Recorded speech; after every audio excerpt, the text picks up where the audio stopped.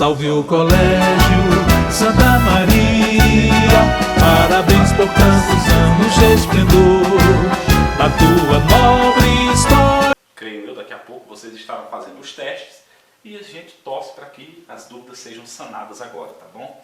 Veja bem, olha, neste capítulo conhecemos algumas profissões presentes, tá, dos tempos modernos e também algumas profissões do passado, profissões que existiram em outras épocas e em épocas bem no passado aí, e que ficaram para trás, tá? Não seguir adiante por conta da tecnologia.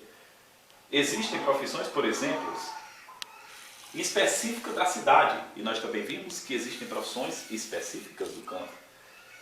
Vimos também que o surgimento das novas tecnologias e as mudanças na sociedade surgiram assim, permitiram o surgimento de novas profissões, profissões que não existiam no passado e que agora, a partir de agora, por causa da tecnologia, essas profissões foram surgindo, tá? É claro que, em contrapartida, outras profissões deixaram de existir, como nós vimos aí o caso, claro, desses acendedores de lampiões, por exemplo.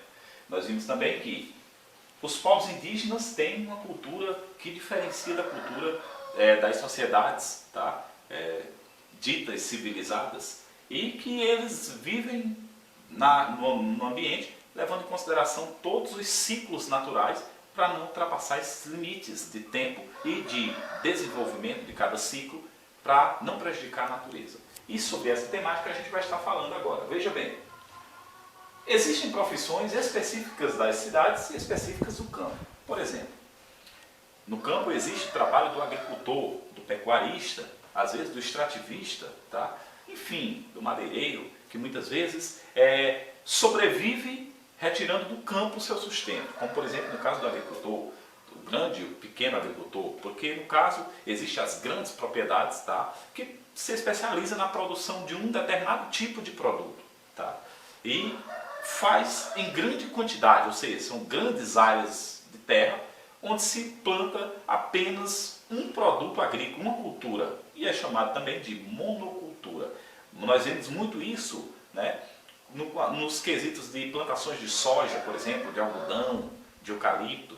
Grandes empresas às vezes compram grandes áreas de terra e desmatam e plantam uma só cultura naquela área, tá bom? Mas também existem propriedades pequenas, propriedades que se especializam na produção de vários produtos agrícolas, várias culturas dentro de uma pequena área, tá? E dessa área, muitas vezes, retira o próprio sustento e o sustento da família. Esses agricultores, eles plantam nessas áreas desde o milho ao feijão, às vezes o arroz, às vezes criam alguns animais dentro da propriedade e praticam a chamada agricultura familiar ou agricultura de subsistência. O que é uma agricultura de subsistência? É aquela agricultura que você desenvolve dentro de uma pequena área e planta vários tipos de culturas agrícolas, tá? Visando não mercado exterior ou um grande mercado de venda de produtos, mas na verdade você planta para o sustento da sua própria família e para a própria subsistência, tá bom? E no caso das grandes propriedades que se especializa na monocultura de um só tipo de produto, tá? No caso a visão é essa, é o mercado exterior e às vezes vender ali na região, tá? Em grande quantidade. Então tem essa diferença. No caso da agricultura familiar, onde se planta vários produtos agrícolas, tá? Para a subsistência das famílias, geralmente se pratica a policultura. O que é policultura? É quando se planta dentro de uma pequena propriedade vários tipos de culturas agrícolas, tá bom? Veja bem, amantes. Então nós vimos aí as profissões da cidade, que são aquelas que, por exemplo, produções agrícolas, tá? Nós falamos também, no caso do trabalho dos prestadores de serviço, né? No caso, pessoas que montam clínicas para atender a população, no caso dos veterinários, às vezes dentistas, médicos, enfim, nutricionistas, essas pessoas fazem o trabalho que está ligado a prestadores de serviço, além deles, os comerciantes, tá? Os donos de mercado, de açougues. Geralmente esse trabalho é oferecido nas cidades, tá bom? Veja bem, nós vimos que muitas profissões passaram por transformações ao longo dos anos e algumas desapareceram, em contrapartida outras foram criadas, tá? Recentemente por conta da Tecnologia. Então assim, queridos, nós vimos que muitas profissões, tá, deixaram de existir. Por exemplo, aqui tem uma página que mostra mais ou menos esse tipo de trabalho. Aqui mostra o trabalho do acendedor de lampião, tá bom? Que era uma profissão que existia no passado, numa época em que não havia tecnologia. A energia elétrica usada era lampiões que eram mantidos acesos com óleo, tá bom? Depois, mais tarde, com gás. Mas de início era óleo, e não era qualquer óleo. Era o óleo de baleias. Foi na época que no Brasil foi permitido a captura de baleias, tá bom? Depois foi proibido e os lampiões passaram a ser mantidos acesos a gás. Então, já sofrendo aí uma pequena transformação. Veja bem, o trabalho do fotógrafo de rua, que no caso eles iam para as ruas com grandes câmeras para fazer foto do povo ali, no meio da rua mesmo, num espaço aberto. Também o trabalho da telefonista, que a gente ia no posto, pedia a ligação para Brasília, ela era quem se encarregava, por exemplo, de fazer a ligação do Piauí com Brasília, tá bom? Tá? O pessoal daqui com o pessoal de lá. Então assim, esse trabalho também desapareceu. Por quê? Porque hoje existem os celulares e não precisa mais de um operador de telefonia. Outra coisa, o trabalho do leiteiro. Esse trabalho aqui, a gente viu que ele sofreu apenas uma evolução. Na verdade, ainda existem os entregadores de leite, tá bom? Só que eles não passam mais, por exemplo, deixando o leite de porta em porta. As pessoas às vezes procuram o trabalho dessas pessoas em um lugar especializado. Às vezes vai na casa do próprio servidor e compra lá, tá bom? E então não tem mais tanto aquela questão dele sair de porta em porta entregando, tá bom? Então sofreu algumas transformações, mas ainda existe, tá? Mas, por exemplo, o datilógrafo foi substituído agora pelo a pessoa que digita, faz digitações em computadores. Por exemplo, o trabalho do agricultor foi modernizado. Hoje já existem máquinas. É claro que ainda existe o trabalho manual, mas existem máquinas. E daí por diante, várias outras profissões deixaram de existir, enquanto outras foram surgindo. E a grande responsável por isso foi a chegada da tecnologia. O computador que tem a capacidade em si de fazer todas as atividades e, em contrapartida, muitas pessoas acabam perdendo seu trabalho por conta que uma máquina só faz o trabalho de vários homens, tá bom? Então, assim, é a consequência da modernidade, tá? É muita agilidade na produção, mas em compensação vem o desemprego. Precisa um trabalho especializado do operador de máquina, que surge em contrapartida ao trabalho daquelas pessoas que, digamos assim, não conseguiram se especializar, tá bom? Por exemplo, máquinas que fazem o trabalho do operário, mas precisa de um operário para operar a máquina, para utilizar a máquina. Então, assim, trabalho especializado. Hoje em dia se investe muito em especialização. Por quê? Porque o mercado de trabalho hoje exige profissionais altamente qualificados, aptos a trabalhar em vários ramos dentro de uma empresa. Então, precisa especialização para acompanhar a modernidade dos tempos. Veja bem, meus amados, nós aprendemos também que os povos indígenas também têm divisão de tarefas, tá bom? Eles, por exemplo, eles fazem a divisão de suas tarefas, levando em consideração os ciclos da natureza, ou os ciclos naturais, como você queira chamar. Por exemplo, o indígena divide o trabalho seguindo os ciclos naturais. A mulher desenvolve, por exemplo, tarefas mais simples, como por exemplo o manejo com os derivados da mandioca, dos produtos que são derivados a partir de mandioca, tá bom? Cuida das crianças pequenas, da organização, da ócara, enfim. O homem faz o trabalho braçal mais pesado, tá bom? Às vezes vai caçar, às vezes ajuda no trazer do arrancar da mandioca diretamente do solo, nas propriedades, cuida do plantio, cuida de fazer a limpa, enfim, limpar novas áreas para plantar mais mandioca, coletar frutos e sementes e raízes nas florestas. Então é um trabalho mais braçal e mais pesado, então quem desenvolve são os homens. E as crianças aprendem com os mais velhos, nas aldeias, o seu papel na sociedade. Então essa é a divisão do trabalho do indígena, levando em consideração todos os ciclos naturais, como por exemplo a piracema. O índio não pesca, melhor dizendo, no período da piracema. Por quê? Porque o período da piracema é o período de reprodução dos peixes. Então eles permitem que os peixes se reproduzam e eles vão só voltar à pesca quando aquele período de piracema tem passado. Por quê? Porque dessa forma eles garantem o sustento das futuras gerações. Veja bem, eles não retiram da natureza aquilo que algo além, digamos assim, do seu sustento. A visão real do índio é mais ou menos essa, né?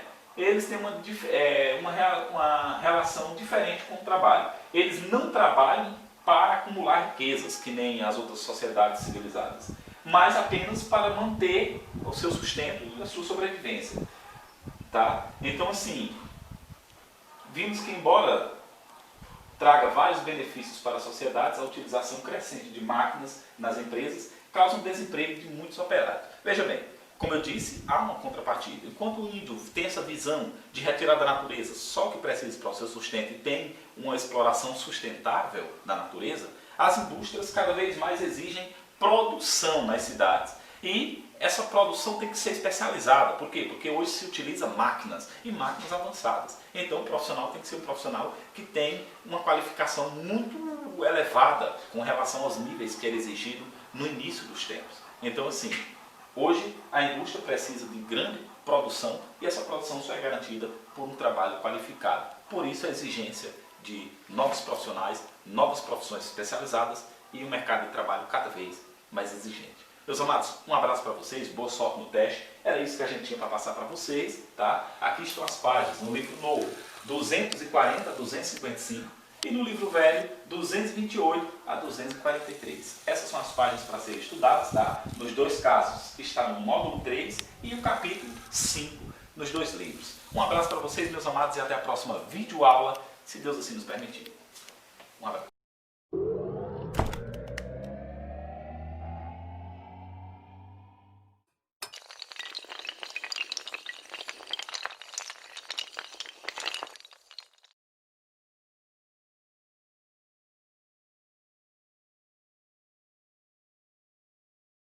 E aí, pessoal, estamos aqui para mais uma videoaula, dessa vez na matéria de Geografia, para vocês aí no quarto ano. Lembrando de algumas informações importantes, é que a gente está fazendo aqui a síntese de todo o conteúdo, tá bom? E nesse contexto a gente vai estar falando sobre as páginas 290 até a página 309, a síntese geral de todo o conteúdo. Só lembrando que o conteúdo falando aí sobre o relevo e os rios na paisagem dos municípios. Meus amados, vejam bem, quando se fala em relevo, tá, se fala de formas em que se apresenta a superfície do planeta, tá bom? Então veja bem, neste capítulo estudamos o relevo e os municípios. Vimos que relevo é este conjunto de formas da superfície terrestre e também vimos que as formas de relevo diferenciam as paisagens dos municípios. São moldadas e transformadas por ações da natureza e também por ações do ser humano. Nós vimos que o ser humano ele atua sobre as paisagens. Tá? O ser humano pode, por exemplo, construir uma ponte sobre um rio. Tá? O ser humano pode cortar a floresta, derrubar a floresta e construir casas. Tá bom? Pode abrir estradas no meio da mata densa. Então, dessa forma, ele vai moldando a paisagem. Às vezes, pode perfurar um túnel num morro, varando o morro de um lado para outro. Então, é uma interferência no ambiente. Tá? O ser humano, inclusive, pode, por exemplo, retirar por completo o morro de um lugar, tá bom? Destruindo totalmente, quebrando e abrindo uma estrada por cima. Então, assim, tudo isso é interferência, modifica a paisagem. Mas também essas mudanças podem ser feitas de forma natural. Por exemplo, antes tinha um morro no lugar e a água dos rios foi batendo sobre suas rochas, foi quebrando, e com o tempo as partículas das rochas se transformou em areia e foi levada pelas águas dos rios para outros locais. Isso é uma transformação natural. Ou, por exemplo, um terremoto. Tá? Pode vir a derrubar uma floresta num lugar e abrir uma grande clareira e dessa forma causou uma interferência. Mas também um deslizamento de terra, por exemplo, desce montanha abaixo e soterra tudo pela frente, quer dizer, causou grandes transformações na paisagem. E dessa forma o próprio rio pode ser desviado pela ação dos próprios animais. Tá? Por exemplo, castores costumam fazer isso, eles interrompem a passar da água do rio, tá? Fazendo pequenas represas, e isso faz com que muitas vezes o rio mude de curso. Tá? Então nós vemos que o ser humano, assim como os animais, pode causar grandes mudanças, mas geralmente as mudanças são causadas em maior intensidade pelo ser humano, como por exemplo quando constrói uma represa sobre o rio, né? Às vezes inunda grandes áreas que antes não eram inundadas, muda às vezes até o curso do rio, e aí a gente vê isso aqui, mudanças causadas pelos seres humanos. Nós vamos ver também que nós vimos nesse conteúdo que os rios têm um papel importante na vida das pessoas e apresentam características variadas de acordo com o relevo, né, e seu volume de água. Por exemplo, o rio, ao nascer, numa nascente simples, tá, ele, logicamente, com a água, né, ele vai procurar, a água dessas nascentes vai se acumulando naquele local e daqui a pouco vira uma quantidade considerável. O que é que vai acontecer? Ela vai procurar partes do solo que são mais baixas e nesse percurso ela vai levando partículas do solo. E aí ela vai fazendo o seu trajeto de sempre, tá? Ela vai levando o solo, cavando o solo ali, formando o seu curso d'água. E aí ela vai fazendo esse percurso, procurando locais mais baixos, e escorrendo, descendo relevo abaixo. Veja bem, quando acontecem essas mudanças aqui, numa área de relevo mais elevado, como no caso nos planaltos, a água às vezes na queda, na descida, ela encontra penhascos e ganha grandes velocidades, formando até muitas vezes cachoeiras. Ou às vezes ela pode encontrar terrenos com desníveis, tá? Com pequenas elevações, altos e baixos. E aí esses declives permitem que o rio forme o que nós chamamos de corredeiras, que são águas bravias que vai chocando sobre as rochas, tá? E ganhando grande velocidade e descendo muito bravamente, levando tudo que topa pela frente. Então o rio forma uma corredeira. Veja bem, então o rio vai fazendo isso, ele vai descendo relevo abaixo e formando o seu curso. Nós vimos também que as águas dos rios favorecem a irrigação, geralmente fornecem energia, transporte de pessoas e mercadorias. Veja bem, geralmente os rios, quando eles são em áreas mais baixas do relevo, por exemplo, às vezes ele vem se forma em áreas de planalto mais elevada, vai ganhando grande velocidade ao descer para as partes mais baixas do relevo, tá bom? Por exemplo, um terreno de planície, que é mais plano, e aí ele chega num lugar como uma planície mais baixa, tá? E ele diminui um pouco a sua velocidade, começa a seguir um terreno quase que plano, e aí vai perdendo velocidade. Até chegar no vale, que é a parte mais baixa do relevo, ele forma um rio, tá? Muitas vezes, e esse rio, por ter águas mais calmas, pode servir para transporte, tá? E aí, às vezes, as pessoas, como não tem outra forma de chegar a um determinado local, elas vão pelo rio. Podem cortar árvores de tronco largo e esculpir na madeira uma balsa, por exemplo, uma canoa, e quando muito podem fazer barcos e jangadas, às vezes até pequenas lanchas mesmo podem ser compradas, para que esse rio forneça transporte de pessoas e de mercadoria de um lado a outro, por exemplo, do rio, ou de uma margem para outra, por exemplo. E aí torna-se um canal de transporte. Mas também ele pode gerar energia elétrica. O ser humano, como eu disse, pode construir o que nós chamamos de uma represa. Ele constrói uma barreira, uma barreira artificial com concreto armado, tá bom? Para que a água do rio se acumule. Ela bate naquela barreira e vai se acumulando. E aí vai inundando grandes áreas, tá bom? E se acumulando naquela região. Depois, no topo dessa barreira de concreto, eles abrem o que nós chamamos de uma comporta. Na queda d'água, quando a água cai lá de cima e embaixo, ela bate sobre turbinas, hélices de turbinas de equipamentos, e nos geradores são transformados em eletricidade, por exemplo. Tá? Boa parte da energia do Brasil é desse tipo, energia hidrelétrica, tá bom? Construída nessas chamadas barreiras ou represas, tá bom? Veja bem, ele ainda pode servir para irrigação, e nesse propósito aí, muitas vezes o rio, no seu trajeto normal, natural, ele encontra áreas de plantações, e as pessoas usam suas águas para irrigar a plantação, para aguar a plantação, tá bom? Veja bem, queridos, as partes de um rio. O rio, geralmente, no local onde ele nasce, tá bom? Ele encontra, por exemplo, numa área de planalto, por exemplo, o rio faz o seguinte, ele nasce numa área de planalto, então ele encontra um local no planalto onde o solo é mais fino em relação ao lençol freático e que está sofrendo grande pressão. Ou seja, essa pressão no interior da terra, sobre os lençóis freáticos, empurra as partículas do solo para cima. E aí, se é uma camada fina do lençol freático sobre o solo, uma camada fina de areia sobre ele, a pressão vai fazer com que a água suba até a superfície. É como se ela bombeasse a água para cima. E aí nesses locais vão minar água, são os chamados olhos d'água. E aí formam as nascentes. A nascente vai se acumular ali e ela vai procurar áreas mais baixas, tá? Conforme ela vai procurando áreas mais baixas para escorrer, ela vai formando esses cursos d'água que nós chamamos de leito, tá bom? É aqui a segunda parte. Então ela nasce com o nome de cabeceira ou nascente, tá bom? E às vezes até o nome popular de olho d'água. E depois ela vai formando o leito, que é o caminho por onde a água vai descendo e escorrendo, tá bom? Veja bem, conforme ela vai chegando mais na parte mais baixa do relevo, tá? Porque no leito geralmente ela ganha grande velocidade. Por quê? Porque ela vem descendo terrenos altos ainda. Então ela muitas vezes forma rios de corredeiras, tá? Então ela chega na parte mais baixa do relevo, ela vai formar aí uma foz, um local onde ela vai encontrar um rio maior, tá bom? No caso, esse local onde ela encontra um rio maior, ou às vezes até mesmo outro braço d'água mais largo, mais importante. Então o que acontece?